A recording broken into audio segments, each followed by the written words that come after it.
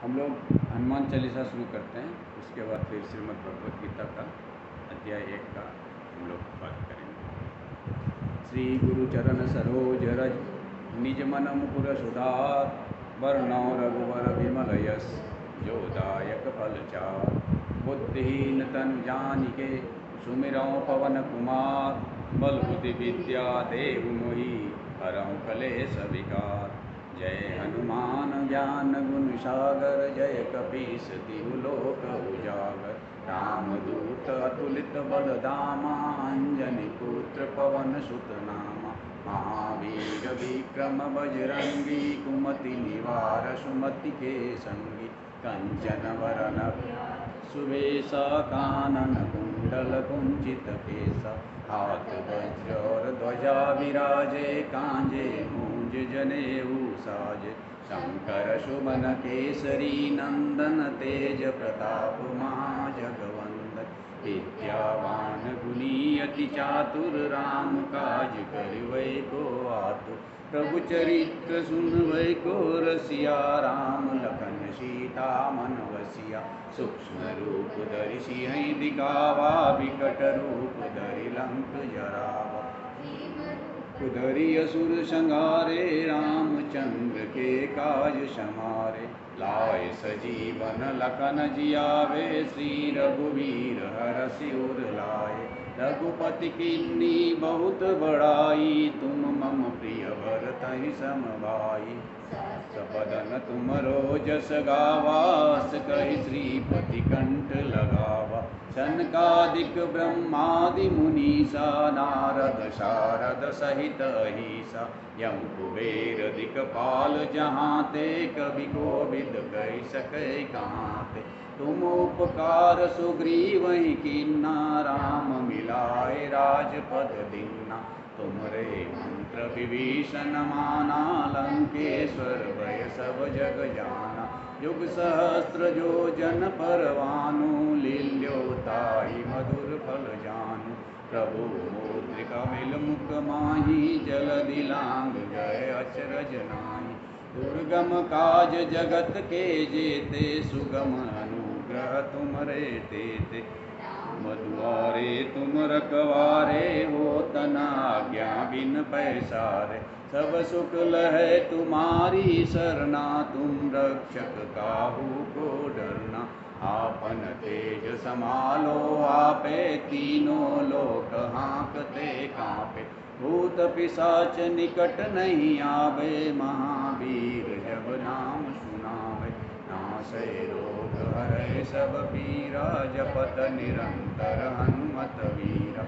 संकट से हनुमान छुड़ावे मन क्रम वचन ध्यान जो लावे। सब पर राम तपस्वी राजा जिनके काज सकल तुम साजा। और मनोरथ जो कोई लावे सोई अमित जीवन फल पावे। जुग परताप तुम्हारा है प्रसिद्ध जगत उजियारा। साधु संत के तुम रखवारे असुर निकंदन। अष्ट सिद्धि नव निधि के दाता स्वर दीन जानकी माता। राम रसायन तुमरे पासा सदा रहो रघुपति के दासा। तुमरे भजन राम को भावे जन्म जन्म के दुख विसरावे। अंत काल रघुबरपुर जाई जहाँ जन्म हरि भक्ति कहाई। और देवता चित्तन धरई हनुमत से सर्व सुख करई। संकट कटे मिटे सब पीड़ा जो सुमिरै हनुमत बलबीरा। जय जय जय हनुमान गोसाई कृपा करहु गुरुदेव की नाई। जो सतबार पाठ कर सोई छूटहि बंदी महासुख होई। जो यह पढ़े हनुमान चालीसा होय सिद्धि साखी गौरीसा। तुलसीदास सदा हरि चेरा की जो नाथ हृदय महेरा। पवन तनय संकट हरन मंगल मूर्ति रूप। राम लखन सीता सहित हृदय बसहु सुरभूप। सियावर रामचंद्र की जय। सुत हनुमान की जय।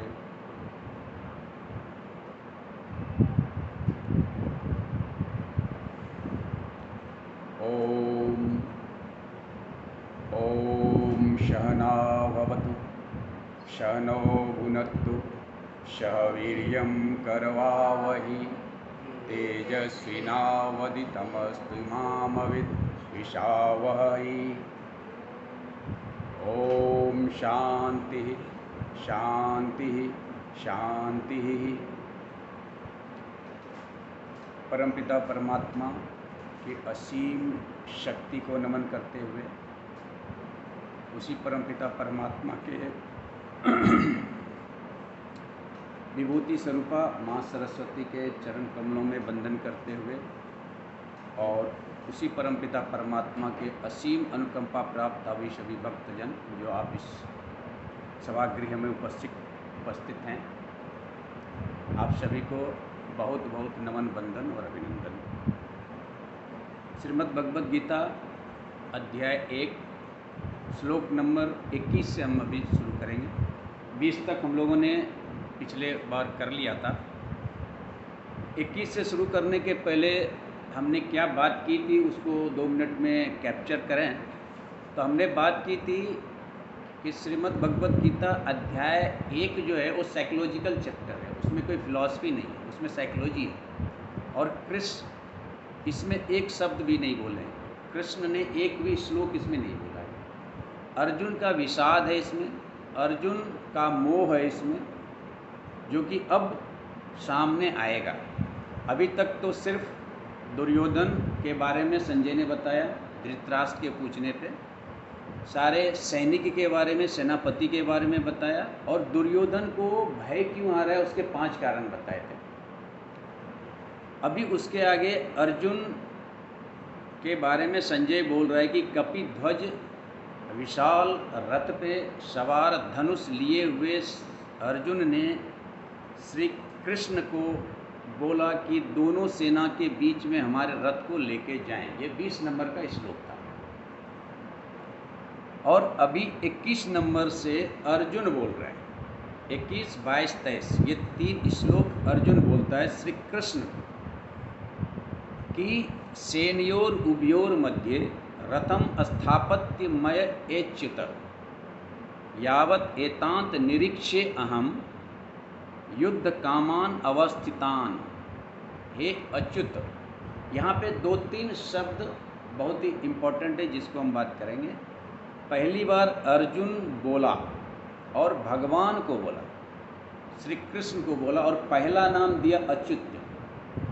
भगवान को पहला नाम श्रीमद् भगवद गीता में अर्जुन ने क्या दिया? अच्युत।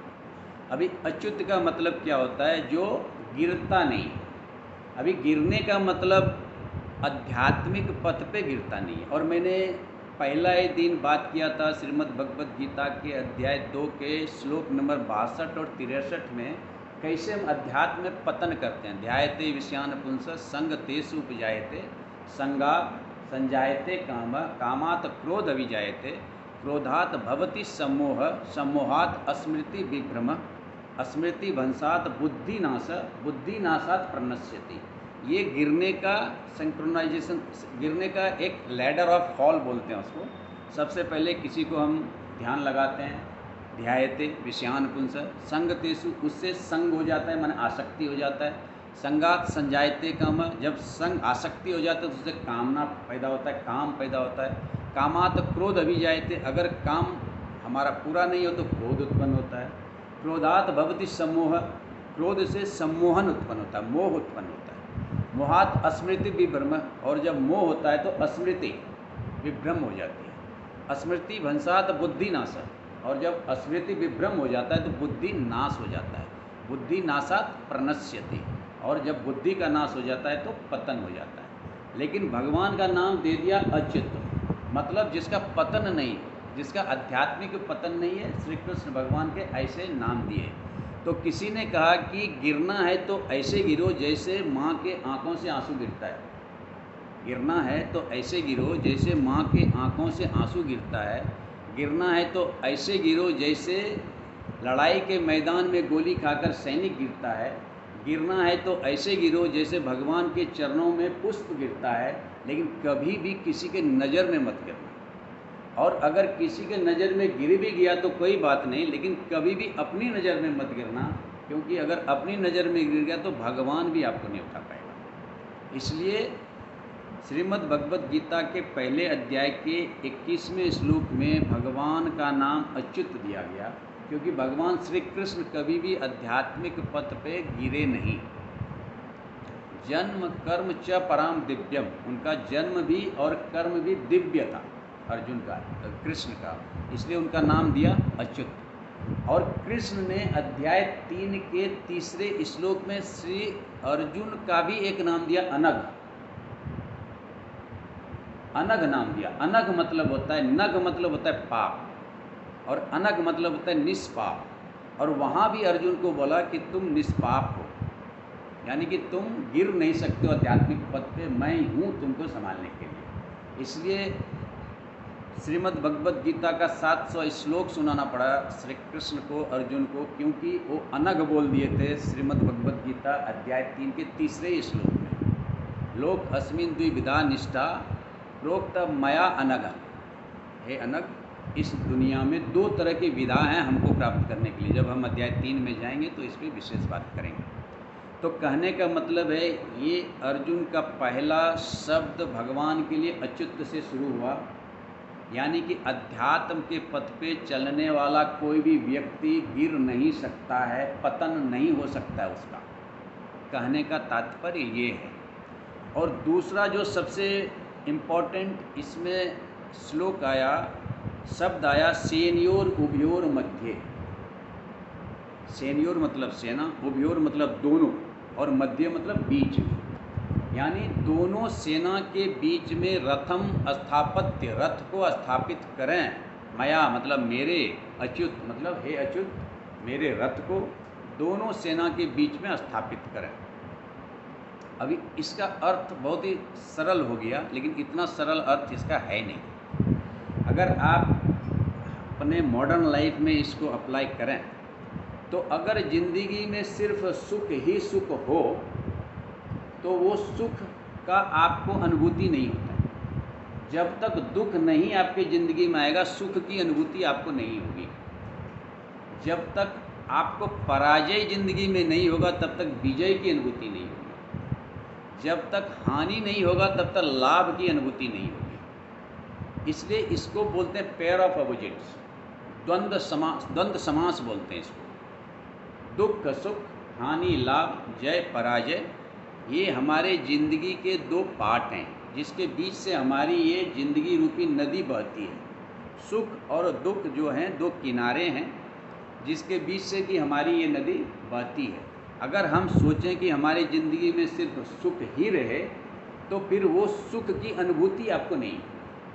एक कहानी में बताऊं, एक कबीला एक गुफा में कालांतर से रहता था, बहुत दिनों से रहता था। उसका पूरा खानदान, 10-20 खानदान उसी गुफा में रहता था, और उसे वो गुफा ही संसार लगता था। पूरा संसार है उसको।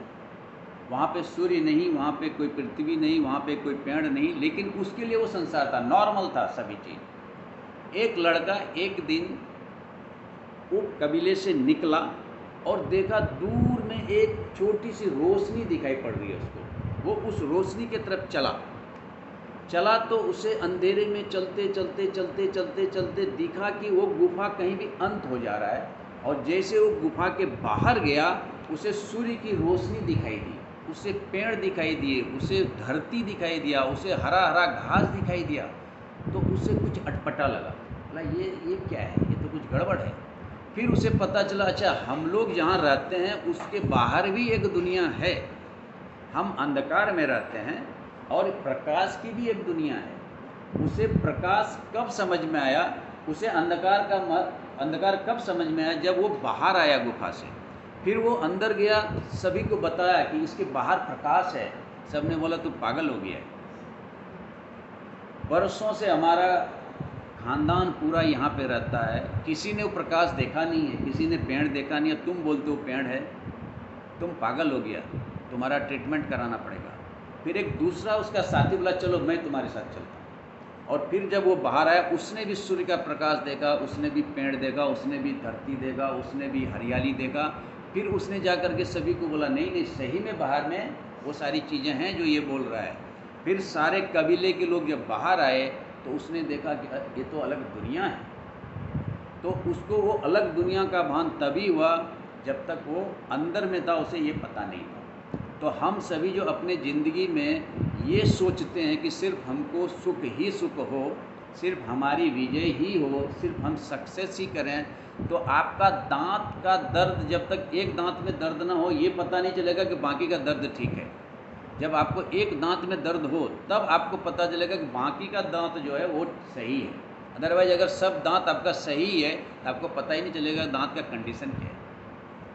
तो इसलिए यहाँ पे जो आध्यात्मिक या तो दार्शनिक भाव है, सेनयोर उभयोर मध्य, मतलब दोनों सेना के बीच में। अभी दो सेना कौन कौन है? एक पांडव का सेना है, एक कौरव का सेना। कौरव प्रतीक है बुराई का, पांडव प्रतीक है अच्छाई का।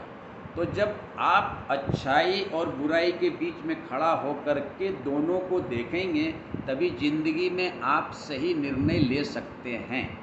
अगर सिर्फ आप अच्छाई को ही देखते चले जाएंगे तो आप क्या हो जाएंगे? इमोशनल ज़्यादा हो जाएंगे। अगर आप सिर्फ बुराई को देखते जाएंगे तो आप बुद्धि से ज़्यादा काम करने लगेंगे। और मैंने पहले भी दिन बोला था, अगर आप ज़्यादा इमोशनल हो जाते हो तो बुद्धि, जिसके पास ज़्यादा इंटेलेक्ट जो लोग हैं, वो आपको दबा के रखेंगे। इसलिए आपको इमोशन और इंटेलेक्ट दोनों को बैलेंस करके जाना पड़ेगा। और यहाँ पे इमोशन प्रतीक है पांडव का, इंटेलेक्ट प्रतीक है कौरव का। भले वो बुरा इंटेलेक्ट है और ये अच्छा इमोशन है। मैंने उस दिन बात किया था, इमोशन दो तरह के, अच्छा इमोशन, बुरा इमोशन, और इंटेलेक्ट भी दो तरह के, अच्छा इंटेलेक्ट और बुरा इंटेलेक्ट। तो कौरव हमेशा पांडव को दबा के रखता था, क्योंकि पांडव जो प्रतीक था वो इमोशन का प्रतीक था, अच्छा इमोशन। वो चाहता नहीं था युद्ध। लेकिन कौरव जो था वो बुद्धि का प्रतीक था, लेकिन बुरा बुद्धि, हमेशा दूसरे को उंगली करने का। तो सेनयोर उभयोर मध्य का मतलब यही है कि आप अपने ज़िंदगी में जब दोनों को, अच्छाई को बुराई को, जय को पराजय को, हानि को लाभ को एक दृष्टि से देखेंगे तो फिर आपकी ज़िंदगी सही ढंग से चलेगी। लेकिन अगर आप एक तरफ झुक गए तो या तो आप इमोशनल हो जाओगे या तो आप बुद्धि वाले हो जाएंगे। और जब आप इमोशनल होकर कोई काम करते, अभी देखो मन और बुद्धि के बीच में एक युद्ध चलता है। सुबह आप सोए हुए हो, 5 बजे, मन बोलता है कि सो जाओ, सो जाओ, आलस। बुद्धि बोलता है नहीं, जगो, जग के तैयार होके वॉक करने जाओ। अभी मन और बुद्धि में युद्ध चल रहा है। मन बोलता है सो जाओ, बुद्धि बोलता है जाओ। अगर मन जीत गया तो आप सो गए, अगर मन जीत गया तो आप फिर सो गए। 8 बजे आप उठे तो आपको एक गिल्ट आएगा मन में, अरे आज मैं गया नहीं घूमने के लिए, गिल्ट आएगा। कोई भी काम अगर मन प्रधान हो, अगर आप मन को प्रमुखता दे करके, मन इमोशन को प्रमुखता दे करके करते हैं तो बाद में वो गिल्ट को प्रोड्यूस करता है, ग्लानि को प्रोड्यूस करता है। लेकिन अगर आपने बुद्धि की प्रधानता दी, अभी बुद्धि की प्रधानता क्या है कि आपको या हमको या किसी को शुगर का बीमारी है, अभी वो गया हुआ है किसी के यहाँ, इनवाइट किया है, किसी ने उसके यहाँ खाने पे गया है, अभी वहाँ पे मिठाई रखा हुआ है। अभी बोलता है कि अगर मैं मिठाई नहीं खाऊं तो लोग मेरे बारे में क्या सोचेंगे। बुद्धि लगाया उसने और वो मिठाई खा लिया। अभी मिठाई खाया तो क्या हुआ, उसका अंजाम उसको बाद में भुगतना पड़ेगा। तो बुद्धि से अगर आपने काम किया तो आपका रिजल्ट खराब होगा। अगर आप इमोशन से काम किया तो आपको गिल्ट आएगा, ग्लानि आएगा बाद में। लेकिन जब आप मन और बुद्धि को एक साथ लेके चलेंगे तो फिर आप कोई भी काम सही तरीके से कर सकते हैं। तो ये इस 2 का मतलब है। और 23 नंबर श्लोक में एक शब्द अर्जुन ने बोल दिया कि दुर्बुद्धि युद्धे प्रिय चिकेशव। दुर्बुद्धि दुर्योधन के साथ कौन कौन युद्ध करने आया है उसको मैं देखूंगा। अभी अर्जुन यहाँ पे थोड़ा सा अज्ञान की अवस्था में चला जा रहा है, क्योंकि कोई भी व्यक्ति, मैंने पहले भी बोला था, कर्म सही जो करता है ना, वो ऑब्लिगेटरी ड्यूटी है, कर्तव्य कर्म बोलते हैं। दुर्योधन के पक्ष में लड़ने के लिए कोई भी नहीं आया था वहाँ पे। आप मेरे को बताओ, धृतराष्ट्र भीष्म पितामह कभी नहीं दुर्योधन के पक्ष में लड़ने के मूड में था, क्योंकि उन्होंने प्रण लिया था कि हम जो भी राजा होगा उसके पक्ष में लड़ूंगा। उसका कर्तव्य कर्म था, ऑब्लिगेटरी ड्यूटी था वो, इसलिए वो लड़ रहा था। द्रोण कभी भी नहीं चाहता था कि मैं दुर्योधन के साथ लड़ूं, लेकिन द्रोण का as a teacher, as a guru, as ए राजगुरु एक ऑब्लिगेटरी ड्यूटी था। तो हम सभी अगर ये सोचते हैं कि उसने उसका साथ दिया, उसने उसका साथ दिया, तो वो गलत सोचते हैं।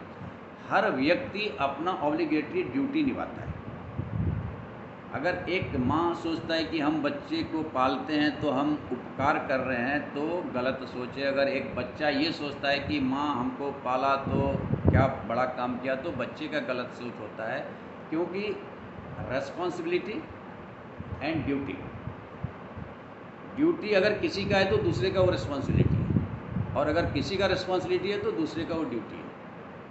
तो यहाँ पे वही बोल रहे हैं कि दुर्योधन के पक्ष में कोई लड़ने नहीं आया था, लेकिन अर्जुन मोह में फंसते अब जा रहा है। धीरे धीरे धीरे धीरे उसका मन जो है बुद्धि पे हावी होना शुरू हो गया है।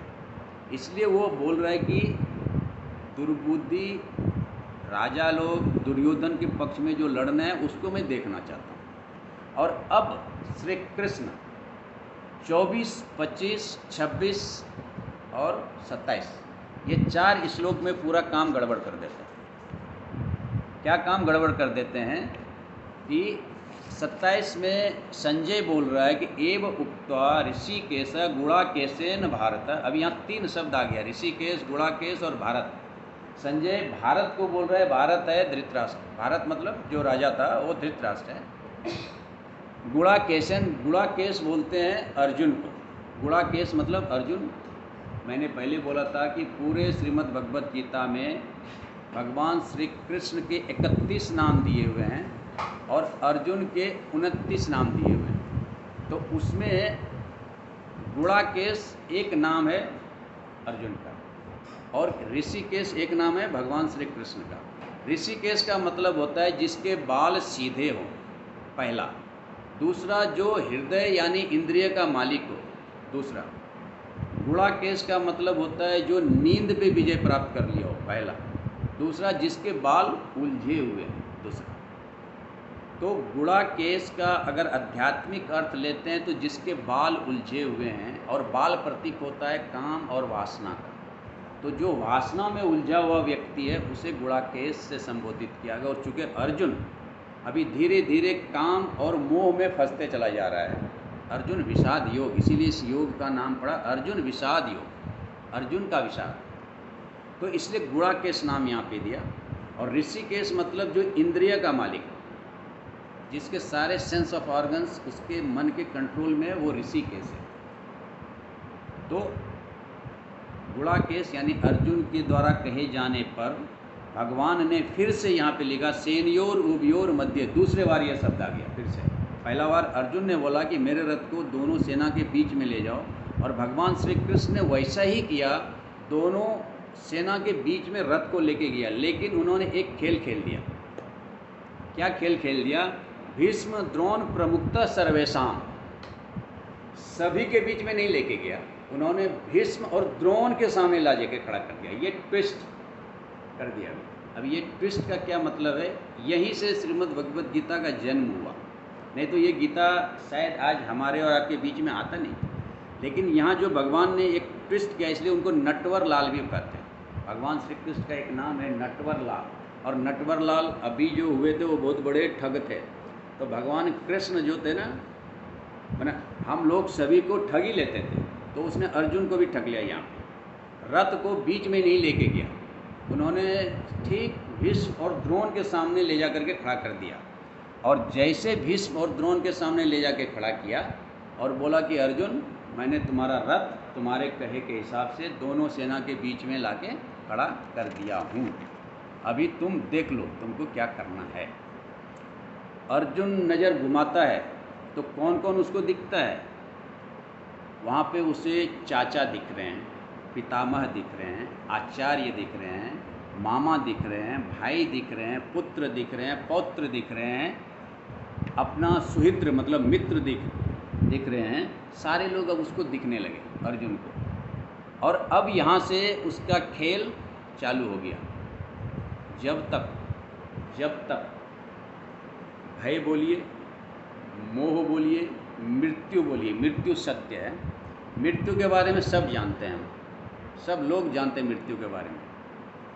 मृत्यु को सब समझते भी हैं कि मृत्यु क्या चीज़ है, लेकिन जब मृत्यु अपने ऊपर आ जाए तो फिर उसको हम सहन नहीं कर पाते। एक नहीं रिपीट, भय बोलिए, दुख बोलिए, चाहे मृत्यु बोलिए, मृत्यु अंतिम सत्य है, उसके बारे में सभी जानते हैं, उसको समझते भी सभी हैं मृत्यु क्या चीज़ है। लेकिन जब अपने ऊपर मृत्यु आ जाए तो फिर उसको सहन नहीं कर पाते, उसको टॉलरेट नहीं कर पाते। एक गांव में एक पंडित जी थे, वो किसी का कोई मृत्यु हो जाता घर में तो ये जाके सांत्वना देते थे, कोई बात नहीं है, ये तो सबको होना है, सब मरेंगे ही एक दिन, ये तो आत्मा अजर अमर अविनाशी है, सभी को वो समझाते रहते थे। एक दिन वो अपने कुटिया में सुबह सुबह रोना शुरू कर दिया। तो गांव के लोग आ गए कि पंडित जी को क्या हो गया। तो पंडित जी को बोले क्या हो गया पंडित जी? बोला मेरी गाय मर गई इसलिए मैं रो रहा हूँ। बोला तो आप तो सारे गांव वाले को समझाते थे कि आत्मा अजर है, अमर है, अविनाशी है, अभी आपको क्या हो गया? बोला गांव वाला मेरा नहीं था, लेकिन ये गाय मेरी थी। तो बात यही है कि अर्जुन को जब तक दूसरे को मारने का समय था, हजारों युद्ध लड़े अर्जुन ने, कितने युद्ध, कितने आदमी को उन्होंने मारा, लेकिन जब अपने सामने आ गए, भीष्म सामने आ गया, द्रोण सामने आ गया, ससुर सामने आ गया, पौत्र सामने आ गया, पोता सामने आ गया, चचेरा भाई सामने आ गया, तभी उसको मोह आना शुरू हो गया। अब उसकी जो इमोशन था वो इंटेलेक्ट पे भारी पड़ने लगा। अभी वो मन चला व्यवहार करने लगा। मन चला बुद्धि चला, दो तरह के व्यक्ति होते हैं। जो मन चला है, मैंने एक दिन बात किया था, जो मन चला है और जो बुद्धि चला है। तो बुद्धि चला और मन चला जब सामंजस्य में जाएगा तो ज़िंदगी बराबर जाएगी। अगर मन चला है तो फिर उसका मोह उत्पन्न होगा उससे। तो यहाँ अर्जुन के सामने सिर्फ और सिर्फ अब अपने दिखने लगे, और ये परिवर्तन तुरंत नहीं आ गया उसको, ये धीरे धीरे धीरे धीरे ही परिवर्तन आया। परिवर्तन हमेशा धीरे धीरे आता है, परिवर्तन एकाएक नहीं आता है। आप एक पत्थर को लो और उसे आप मारो तो पहली बार वो नहीं टूटेगा, दूसरी बार भी नहीं टूटेगा, तीसरी बार भी नहीं टूटेगा, 10 बार 15 बार जब उसको मारोगे तो वो टूटेगा। लेकिन जब आपने पहली बार मारा था तो थोड़ा तो ज़रूर टूटा था। वो परिवर्तन वहाँ से शुरू हुआ था। आप प्रेशर कुकर में जब चावल या कोई चीज़ चढ़ाते हो तो 10 मिनट के बाद उससे भाप निकलता है। इसका ये नहीं मतलब कि उस समय भाप निकला, भाप बनना शुरू हो गया था 10 मिनट पहले से, लेकिन जब वो एक स्थिति में आया तब भाप निकलना शुरू हो गया। तो उसी तरह से अब अर्जुन अपने को देख करके मोह से ग्रसित हो गया। और यहाँ पे श्रीमद् भगवद गीता का अर्जुन विषाद का असल रूप सामने आया अर्जुन का। और अर्जुन 28 से चालू करके 47 नंबर श्लोक तक, अध्याय 1 में 47 श्लोक हैं, तो 28 से लेकर 47 तक 3 खंड में अर्जुन